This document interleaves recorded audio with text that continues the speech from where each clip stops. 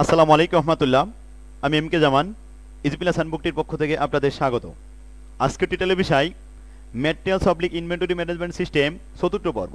শিক্ষার্থীগণ, প্রথম তিনটি ক্লাসে আমরা এই অধ্যায়ের বেসিক কনসেপ্টগুলো ভালোভাবে শিখেছি এবং 1 নম্বর ও 2 নম্বর ফরম্যাটের গাণিতিক সমস্যাগুলো সমাধান করেছি।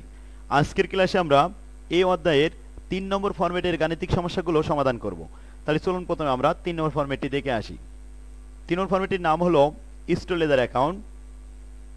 শিক্ষার্থীগণ, এই ফরম্যাটের বৈশিষ্ট্য হলো এখানে প্রয়োজনীয় তথ্যগুলি তারিখ অনুযায়ী দেওয়া থাকে, আর এখান থেকে আমাদের শিখতে হবে শুধুমাত্র একটি রিকোয়ারমেন্ট।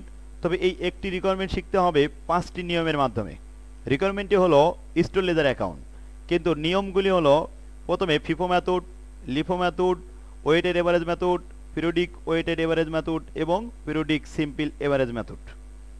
সাধারণত এখানে লিফো, ফিফো এবং ওয়েটেড এভারেজ এই প্রথম তিনটেই বেশি দেখা যায় পরীক্ষায়। তো আসুন আমরা এক এক করে নিয়মগুলি শিখে আসি। শিক্ষার্থীগণ, স্টোর লেজার এটি একটি ছকের মাধ্যমে করতে হয়। তো আমরা প্রথমে প্রশ্নটি পড়ে নিই। প্রশ্নটি কি বলা হয়েছে? Problem number 1, is plus hand নোটের 1 নম্বর প্রবলেমটি খুবই গুরুত্বপূর্ণ। প্রশ্ন বলা আছে, from the following particulars given below prepare a store ledger account under each of the following method. Store ledger account করতে হবে, এই অঙ্কে 3টি মেথড দেওয়া হয়েছে। প্রথমে ফিফো মেথড, তারপরে ওয়েটেড এভারেজ মেথড, এরপরে সিম্পল এভারেজ মেথড দেওয়া আছে। প্রশ্নগুলি তারিখ অনুযায়ী লেখা আছে। জানুয়ারি 1 ওপেনিং ব্যালেন্স ছিল 100 unit at the rate of 10 টাকা পার ইউনিট। এরপরে 5 তারিখে পারচেস আবার ক্রয় করা হয়েছে 200 unit at the rate of 12 টাকা পার ইউনিট। রেট চেঞ্জ হয়েছে। শিক্ষার্থীগণ, যখন ক্রয় করা হয় তখন গোডাউনে অর্থাৎ স্টোরে মাল বৃদ্ধি পায়, এজন্য ব্যালেন্স যোগ হয়, ব্যালেন্স বৃদ্ধি পায়। আর যখন ইস্যু করা হয় তখন স্টোর থেকে মাল কমে যায়, চলে যায়, এজন্য ব্যালেন্সটা হ্রাস পায়, আস্তে আস্তে মাইনাস করতে হয়। তো 11 তারিখে আমাদের ইস্যু করা হয়েছে টু ডিপার্টমেন্ট এ ডিপার্টমেন্টে পাঠানো হয়েছিল 200 ইউনিট। আবার 17 তারিখে পারচেস হয়েছে 300 ইউনিট, 14 টাকা করে পার ইউনিট। 20 তারিখে রিটার্ন টু সাপ্লায়ার 50 ইউনিট, অর্থাৎ 17 তারিখে যে মাল ক্রয় করা হলো 300 ইউনিট, ওই মাল 50 ইউনিট ফেরত দেওয়া হয়েছে। তাহলে এটা স্টোর লেজার থেকে কমে যাবে, হ্রাস পাবে। এবার আসুন 27 তারিখে issue to department B. Department বিতে প্রোডাকশনের জন্য পাঠানো হয়েছে 200 ইউনিট। এটা স্টোর লেজার থেকে হ্রাস পাবে, কমে যাবে, ব্যালেন্স কমবে। এরপর আসুন 29 তারিখে return from department B. Department B থেকে ফিরে এসেছে, অর্থাৎ 200 ইউনিট পাঠানো হয়েছিল, 150 ইউনিট ইউজ হয়েছে এবং আনইউজ অবস্থায় ফিরে এসেছে 50 ইউনিট। তাহলে আবার ব্যালেন্সে বৃদ্ধি পাবে। এরপর আসুন 30 তারিখে transfer from department A to department B. A department 50 unit B ডিপার্টমেন্টে ট্রান্সফার করেছে। তাহলে এই তারিখে 30 তারিখে স্টোর লেজারের কোনো প্রভাব পড়বে না, কারণ স্টোর লেজারের ভিতরে কোনো বৃদ্ধিও পায়নি, হ্রাসও পায়নি। ডিপার্টমেন্ট এ পাঠাইছে বিতে, অর্থাৎ ডিপার্টমেন্ট আন্ত লেনদেন করেছে, এর জন্য স্টোর কিপার কোনো দায়ী নয়, এখানে কিছু লেখা হবে না 30 তারিখটা। এবার আসুন শিক্ষার্থীগণ, আমাদের প্রথমেই বলা হয়েছিল ফিফো মেথড, আর তারপর 2 নম্বর যখন করবো তখন ওয়েটেড এভারেজ মেথড এবং সিম্পল এভারেজ মেথড। তাহলে আসুন প্রথমে আমরা ফিফো মেথডে অঙ্ক করি। শিক্ষার্থীগণ, ফিফো এবং লিফো যেটাই বলুক, শুধু আমাদের খেয়াল করতে হবে ইস্যু করার সময়, অর্থাৎ যখন স্টোর থেকে মাল পাঠানো হয় তখন ফিফো মানে ফার্স্ট ইন ফার্স্ট আউট। যে মালটা প্রথমে প্রবেশ করেছিল গোডাউনে, স্টোরে, সেটা ফার্স্টে পাঠিয়ে দেওয়া, এটা হলো ফিফো। আর লিফো হলো কি? লাস্ট ইন, অর্থাৎ শেষে যে মালটা প্রবেশ করেছে স্টোরে সেটা ফার্স্টে পাঠিয়ে দেওয়া, অর্থাৎ LIFO, last in first out. অঙ্কের মাধ্যমে আমরা এগুলি ভালোভাবে বুঝবো। আসুন এখন আমরা একটা ছক তৈরি করি। এটা স্টোর লেজারের ছকে আমরা প্রথমে একটা ঘর তৈরি করেছি। এখানে ডেটের জন্য একটা, এরপরে সিরিয়াল নম্বর, পরবর্তীতে আমাদের প্রথমে 3টে আইটেম করতে হবে, যে রিসিভ, ইস্যু এবং ব্যালেন্স। শিক্ষার্থীগণ, রিসিভ আমরা যখন গ্রহণ করব, ক্রয় করব, সেখানে আমাদের 3টি কলাম থাকবে, ইউনিট, রেট, অ্যামাউন্ট। ইস্যু যখন আমরা পাঠিয়ে দেবো কারখানায় কোনো ডিপার্টমেন্টে, তখন আমাদের এখানেও 3টি কলাম লাগবে, যে ইউনিট, রেট, অ্যামাউন্ট। আবার ব্যালেন্সেরও 3টি কলাম লাগবে, ইউনিট, রেট এবং অ্যামাউন্ট। শিক্ষার্থীগণ, এবার আসুন তারিখ অনুযায়ী আমরা বসিয়ে পাই যে প্রথমে জানুয়ারি 1 1 তারিখে ব্যালেন্স বিডি ছিল, যেটা ব্যালেন্স থাকবে সেটা রিসিভের ঘরে আসবে না, ইস্যুর ঘরেও আসবে না, শুধু ব্যালেন্সের ঘরে আসবে। 100 ইউনিট 10 টাকা করে গুণ করলে হয় 1000 টাকা। এই ছিল আমাদের প্রথমে 1 তারিখে ব্যালেন্স।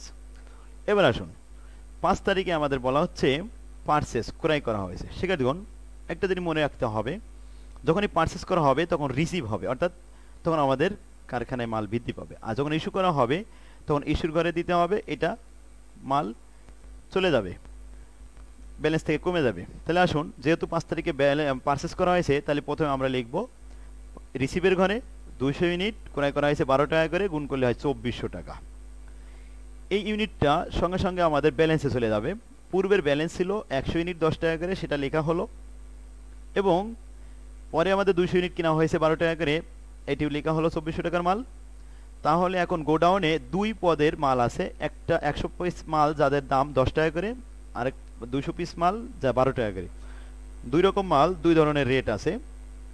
এবার আসুন 11 তারিখে কি বলা হচ্ছে। 11 তারিখে ইস্যু করা হয়েছে টু ডিপার্টমেন্ট এ 200 ইউনিট, এ ডিপার্টমেন্টে পাঠানো হচ্ছে স্টোর থেকে 200 ইউনিট। তাহলে স্টোরে মাল কমে যাচ্ছে।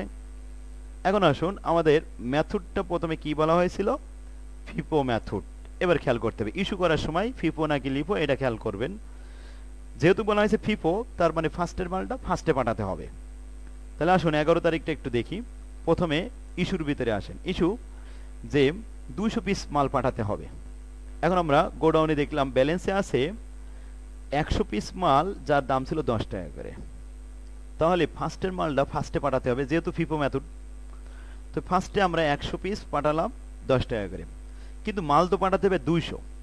তাহলে পরবর্তী যে 200 ইউনিট আছে, এখান থেকে 100 না নিলে আমাদের 200 বোঝানো যাচ্ছে না, তাই আমরা আবার নিলাম 100 ইউনিট, যার দাম 12 টাকা করে। তাহলে মোট হয়ে গেল কত, 200 ইউনিট। এখন প্রথম 100, যার দাম 10 টাকা করে, পরে আবার 100 নেওয়া হয়েছে, যেটি হলো 12 টাকা করে, 1200 টাকা। শিক্ষার্থীগণ, এবার আসুন আমরা ব্যালেন্সের ঘরে যাই। ব্যালেন্সের ঘরে প্রথমে 100 পিস আমাদের ইস্যু করা হয়ে গেছে, এটা ভ্যানিশ, 10 টাকার মাল আর নাই। এবার আসুন 200 পিস ছিল 12 টাকা করে, এই জায়গার থেকে 100 পিস ভ্যানিশ হয়ে গেছে, ইস্যু হয়ে গেছে। তাহলে আর ব্যালেন্স আছে কত, 100 পিস। যে 100 পিসের দাম 1200 টাকা, 12 টাকা করে, তাহলে গুণ করলে হয় কত, 1200 টাকা। তার মানে এখন আমাদের গোডাউনে অনলি 1200 টাকার মাল 100 পিস আছে, 12 টাকা করে রেট। এবার আসুন পরবর্তী তারিখটা দেখি। 17 তারিখে আমরা আবার মাল ক্রয় করেছি 300 ইউনিট, তবে 14 টাকা করে। তাহলে আসুন আমরা এটা রিসিভের ভিতরে দিব। 17 তারিখ রিসিভের ভিতরে 300 ইউনিট 14 টাকা করে, গুণ করলে হয় 4200 টাকা। এটা আমাদের ব্যালেন্সে সরাসরি চলে যাবে। তাহলে পূর্বের ব্যালেন্স ছিল 100 ইউনিট 12 টাকা করে, 1200 টাকা, আর পরবর্তীতে ক্রয় করা হলো 17 তারিখে 300 ইউনিট 14 টাকা করে, মোট 4200 টাকা। এখন 2 ধরনের মাল, 2 ধরনের রেট আমাদের গোডাউনে আছে। 17 তারিখের পরে 20 তারিখে আবার রিটার্ন টু সাপ্লায়ার, পাওনাদারকে ফেরত পাঠানো হয়েছে। তাহলে 14 টাকার যে মাল আমরা ক্রয় করলাম, ওখানে 50 পিস মাল ফেরত দিতে হবে। তাহলে ফেরত দিলে গোডাউন থেকে মাল চলে যাবে, এজন্য আমাদের ইস্যুর ঘরে লিখতে হবে 20 তারিখ। এখানে আমরা লিখলাম 50 ইউনিট মাল 12 টাকা করে, গুণ করলে হয় 600 টাকা। তো মালটা কমে গেল। কোন মাল কমলো, যে লাস্টে 300 পিস মাল কিনেছিলাম। আর শিক্ষার্থীগণ, সরি, এটা ফিফো পদ্ধতি ছিল, এই জন্য আমরা ফার্স্টের মালটা পাঠিয়ে দিলাম। ফার্স্টের মাল 12 টাকা করে, তো 100 পিস থেকে 50 পিস কমে গেলে কত থাকে, 50 পিস থাকে। সেটা হলো 12 টাকা করে 50 গুণ করলে হয় 600 টাকা। আর পরবর্তীতে 300 ইউনিট ছিল 14 টাকা করে, এটা আমাদের 14 টাকা করে 4200 টাকার মাল থেকে গেল।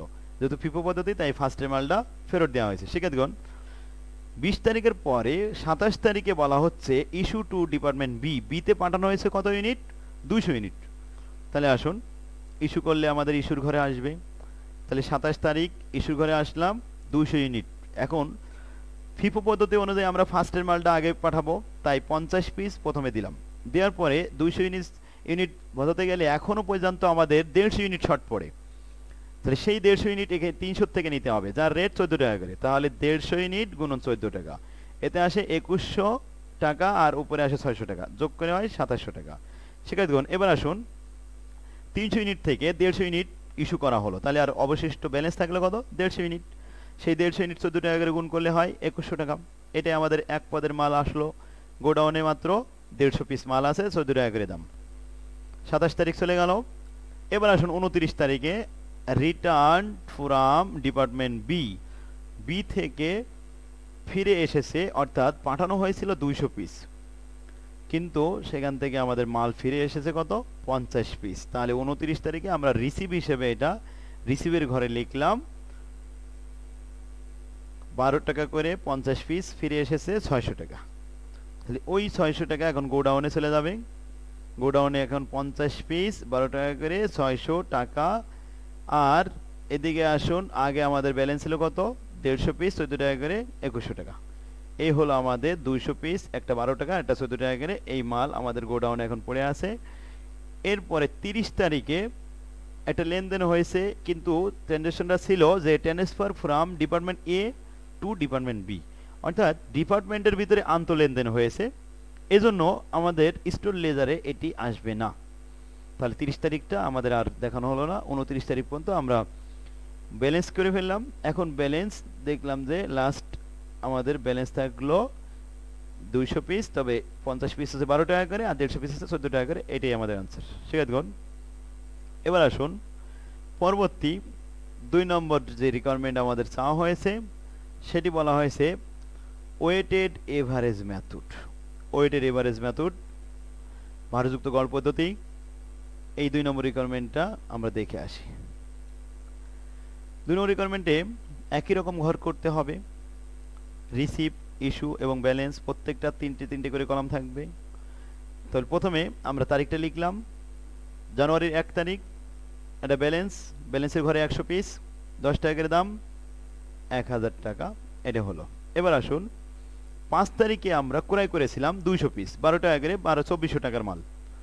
এখন যেহেতু ওয়েটেড এভারেজ মেথড বলেছে, এজন্য রেটগুলো আলাদা করে সেপারেটভাবে রাখা যাবে না, আমাদের একত্রিতভাবে রাখতে হবে। যে আগে ছিল 100 পিস আর এখন ক্রয় করা হলো 200 পিস, তাহলে মোট হলো 300 পিস মাল। আগে ছিল 1000 টাকার মাল, পরে 2400 টাকার মাল, তাহলে যোগ করলে হয় 3400 টাকা। শিক্ষার্থীগণ এই 3400 টাকাকে 300 ইউনিট দ্বারা একবারে ভাগ করলে রেট আসে কত? 11 টাকা 33 পয়সা। 333 অনেকগুলো। এটাই হলো আমাদের ওয়েটেড এভারেজ মেথডের মূল পার্থক্য। আগে যেমন আলাদাভাবে রেট রাখছিলাম, এবার আর আলাদাভাবে রেট রাখা যাবে না, একত্রে রাখতে হবে।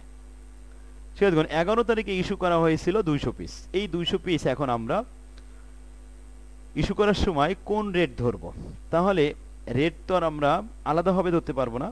রেট আমাদের এখন ইউজ করতে হবে একত্রে 11 টাকা 33 পয়সা 200 দ্বারা গুণ করলে 2267 টাকা। 300 পিস মাল থেকে যদি আমাদের 200 পিস ইস্যু করা হয় তাহলে ব্যালেন্স থাকে কত? 100 পিস 11 টাকা 33 পয়সা গুণ করলে হয় 1133 টাকা। এটি অবশিষ্ট থাকলো। 17 তারিখে ক্রয় করা হয়েছিল 300 পিস 14 টাকা করে 4200 টাকা, কিন্তু পূর্বের ব্যালেন্স ছিল আমাদের 100 পিস আর এখন ক্রয় করা হলো 300 পিস, মোট হলো 400 পিস। পূর্বে আমাদের টাকা ছিল 1133 টাকা, পরে আমাদের ক্রয় করা হয়েছে আরও 4200 টাকার মাল, তাহলে মোট হলো 5333 টাকা। 5333কে 400 ইউনিট দ্বারা ভাগ করিলে 13 টাকা 33 পয়সা, এইটাই পার ইউনিট রেট। 20 তারিখে ইস্যু করা হয়েছিল 50 পিস, সেখানে ফেরত দেওয়া হয়েছিল। 20 তারিখে ফেরত দেওয়া হয়েছে এই যে রিটার্ন টু সাপ্লায়ার 50 ইউনিট। তাই 20 তারিখে আমরা ইস্যুর ঘরে লিখেছি, যেহেতু এটা ব্যালেন্স কমে যাবে 50 ইউনিট, কিন্তু রেট কত? 13 টাকা 33 পয়সা। গুণ করে যা আসলো 667 টাকার মাল কমে গেল। 400 ইউনিট থেকে 50 ইউনিট বাদ দিলে 350 ইউনিট থাকে। 13 টাকা 33 পয়সা করে গুণ করলে 4667 টাকার মাল গোডাউনে আছে। এবার আসুন 27 তারিখে। 27 তারিখে ইস্যু করা হয়েছিল 200 পিস। তাহলে আমরা লিখলাম 27 তারিখে 200 পিস ইস্যু করা হয়েছে 13 টাকা 33 পয়সা। এই হলো আমাদের রেট, গুণ করলে হয় 2667 টাকা। ইস্যু হয়ে গেছে। 350 থেকে 200 ইউনিট চলে গেলে আর 150 ইউনিট অবশিষ্ট থাকে। এই 150 ইউনিট 13 টাকা 33 পয়সা গুণ করলে হয় 2000 টাকা। এবার আসুন 29 তারিখে আবার ফেরত এসেছে, এটা ক্রয় করা হয়নি, ফেরত এসেছিল কত 50 পিস, সেটা রেট কত 13 টাকা 33 পয়সা, গুণ করলে হয় 667 টাকা। এখন আগে মাল ছিল আমাদের 150 ইউনিট, আবার ফেরতে আসলো 50 ইউনিট, রিসিভের ভিতরে দেখালাম এই 50 যোগ করলে হয় 200 ইউনিট, এই 200 ইউনিট 13 টাকা 33 পয়সা, গুণ করলে হয় 2667 টাকা। এটাই আনসার। আশা করি আপনারা ওয়েটের এভারেজ খুব ভালোভাবে বুঝতে পারছেন। এটা বাসায় একটু প্র্যাকটিস করবেন, খুব সহজে মনে রাখতে পারবেন। এবার আসুন লাস্ট যে রিকোয়ারমেন্ট, সেটা হলো সিম্পল এভারেজ মেথড। একই প্রশ্ন দিয়ে আমরা এখন তাহলে সিম্পল এভারেজ মেথড তৈরি করব। 3 নম্বর রিকোয়ারমেন্টে যাই। প্রথমে আমাদের ব্যালেন্স আগের মতোই ঘর তৈরি করতে হবে। সবগুলি স্টোর লেজারের ঘর প্রত্যেকটা একই রকম, নিয়ম চেঞ্জ হবে কিন্তু ঘর চেঞ্জ হবে না। শিক্ষার্থীগণ, আমরা ব্যালেন্স লিখলাম 100 ইউনিট 10 টাকা করে 1000 টাকা। এবার আসুন আমাদের 5 তারিখে আবার ক্রয় করা হয়েছে পার্সেস 200 ইউনিট 12 টাকা করে 2400 টাকা। তাহলে 2400 টাকা আর 1000 টাকার পূর্বের মাল ছিল, মোট হয়েছে 3400 টাকার মাল, আর 100 পিস এবং 200 পিস মোট হলো 300 পিস। শিক্ষার্থীগণ, ওয়েটেড এভারেজে যেমন আমরা প্রত্যেক ঘরে রেট দেখাতাম, এটা আমরা রেট দেখাতে পারবো না, তবে ইস্যু করার সময় আমাদের টোটাল অ্যামাউন্টকে ইউনিট দ্বারা ভাগ করে নিতে পারবো। আসুন প্রথমে আমরা 300 ইউনিট 3400 টাকা লিখলাম রেটের ঘরে ড্যাশ। এবার আসুন পরে 11 তারিখে আমরা ইস্যু করতে যাচ্ছি, তাহলে ইস্যু করতে হবে কত 200 ইউনিট, রেট দেওয়া নেই কিন্তু আমরা রেট বানাবো 3400 ভাগ 300, 3 11 33 11 টাকা। শিক্ষার্থীগণ, এখন আসুন তাহলে আমাদের রেটটা ছিল প্রথমে কত 10 টাকা, আর এখানে কত 12 টাকা, 10 আর 12 22, 22কে দুই প্রকারের মাল, এই জন্য 2 দ্বারা ভাগ করতে হবে, রেটটাকে এভারেজ করতে হবে। তাহলে 10 আর 12 22, 22কে 2 দ্বারা ভাগ করলে কত হয় 11, অতএব 11 টাকা করে আমাদের 200 পিস মাল গোডাউন থেকে চলে গেল। এখন অবশিষ্ট থাকলো 100 পিস মাল। তাহলে 3400 থেকে 2200 চলে গেলে আর 1200 টাকার মাল থাকে। আসুন পরবর্তী 17 তারিখে পারচেস করা হয়েছে 300 পিস 14 টাকা করে দাম, তাহলে 14 টাকা করে গুণ করলে 4200 টাকা, তাহলে 1200 আর 4200 মিলে হলো কত 5400 টাকা, 5400 টাকা। আর 300 পিস এবং 100 পিস যোগ করলে কত হয় 400 পিস, 400 পিস মালের দাম 5400 টাকা। সেক্ষেত্রে রেট এখানে 14 টাকা হয়েছে। এরপরে আসুন 20 তারিখে আমরা ইস্যু করছি 50 ইউনিট, তাহলে 50 ইউনিট আমরা ফেরত দিয়েছি। এটা রেট হলো আমাদের এখন 13 টাকা। যে কীভাবে 13 টাকা হলো, আগে ছিল 12 টাকার মাল আর এরপরে আসলো 14 টাকা, তাহলে 12 টাকা আর 14 টাকা হলো 26।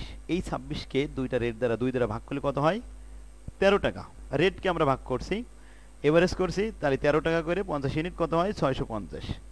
সেগুন 400 থেকে 50 ইউনিট চলে গেলে 350 ইউনিট থাকে, কত টাকা থাকলো 650 বাদ দিলাম 5400 থেকে, তাহলে 4750 টাকা।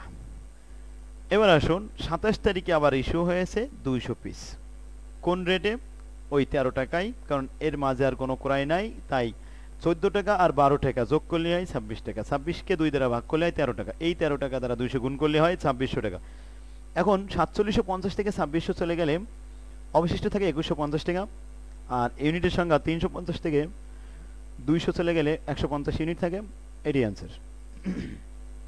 এবার আসুন লাস্ট 29 তারিখে ফেরত এসেছে মাত্র 50 ইউনিট 13 টাকা করে, তাহলে গোডাউনে আমাদের মাল বৃদ্ধি পাবে 150 সাথে 50 যোগ হলে 200 পিস, আর 2150 সাথে 650 যোগ করলে হয় 2800 টাকা।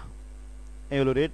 শিক্ষার্থীগণ, তাহলে ওয়েটেড এভারেজ মেথডে আমরা শিখেছি প্রত্যেকটা লেভেলে আমাদের রেট আলাদা শো করতে হবে, আর সিম্পল এভারেজ রেট মেথড যেটা সেটা শুধুমাত্র রেট শো করা যাবে না, তবে রেটগুলো এভারেজ করে নিতে হবে, ভাগ করে রেট বের করে নিতে হবে ইস্যু করার সময়। শিক্ষার্থীগণ, এই ছিল আজকের ক্লাস আমাদের। তাহলে আশা করি আপনারা স্টোর লেজার কন্ট্রোলগুলো বুঝতে পারছেন। প্রত্যেকটা অঙ্ক এভাবে আমি এখানে ওয়ার্কিং করে দিয়েছিলাম রেটগুলি, এটা দেখে নেবেন। আর ছোটোখাটো ওয়ার্কিংগুলো আমি ইজি প্লাস হ্যান্ড নোটে খুব সুন্দরভাবে ইজি করে দিয়েছি। আপনারা ইজি প্লাস হ্যান্ড নোটটা সংগ্রহ করে বাসায় দেখলে আশা করি আপনাদের কোনো বই ক্রয় করা লাগবে না, কারণ ইজি প্লাস হ্যান্ড নোটে আমি সাজেশন দিয়ে দিয়েছি, ব্রিফ কোয়েশ্চেন, থিওরি, বোর্ড প্রশ্ন সব কিছু সমাধান করা আছে। অতএব ইজি প্লাস হ্যান্ড নোট যার কাছে থাকবে তার অন্য কোনো বই প্রয়োজন হবে না, কোনো সাজেশন বইও লাগবে না, কোনো মূল বইও লাগবে না, এমনকি ইচ্ছা করলে আপনারা নিজেরাও শিখতে পারবেন, প্রাইভেটও পড়া লাগবে না। আশা করি ইনশাল্লাহ আপনারা তাহলে ভালো থাকেন, আগামী ক্লাস দেখার জন্য আপনাদের আহ্বান রইল। আল্লাহ হাফেজ, আসসালামু আলাইকুম রহমতুল্লাহ।